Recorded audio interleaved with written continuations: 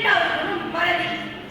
செய்ய வேண்டியதை முற்றிலுமாக மறந்துவிட்டு கடைசி நேரத்தில் நிறைவு பெற கைகால் ஓடாமல் நேரம் இல்லாமதால் வெட்டியை இழப்பான். மூன்றாவது குணம் சோம்பல்.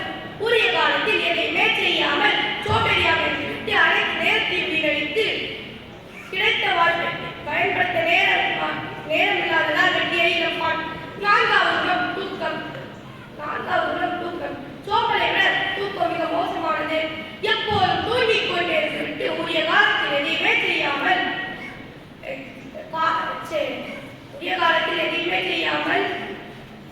காலம் கடந்து செயலில் இறங்கி வெற்றியை இழப்பான்.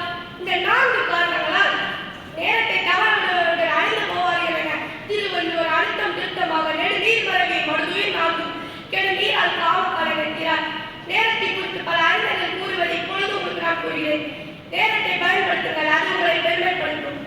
நேரத்தை வீணடிக்கும் போது கடிகாரத்தை பார், ஓடுவது உள்ளல்ல உன் வாழ்க்கை என்கிறார் சுவாமி விவேகானந்தர்.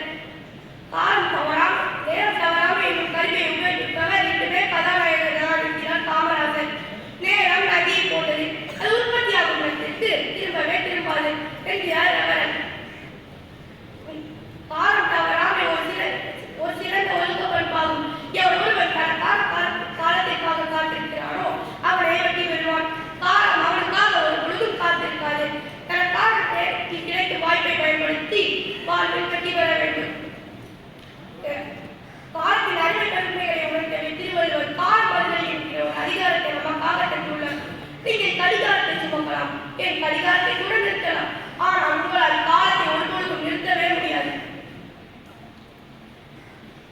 நேரத்தை பயன்படுத்தி வாழ்வு வெற்றி பெற முயற்சி செய்வோம், இல்லையே நேரத்தை கையாள பயிற்சி செய்வோம் என்று இங்கிருந்து சபதம் எடுப்போம். காலமோ சுருக்கம், கருத்தோ பெருக்கம், எரியும் நாள் பேசினால் ஏற்படும் சுணக்கம். பேசி முடிக்கின்றேன். அனைவருக்கும் நன்றி, வணக்கம்.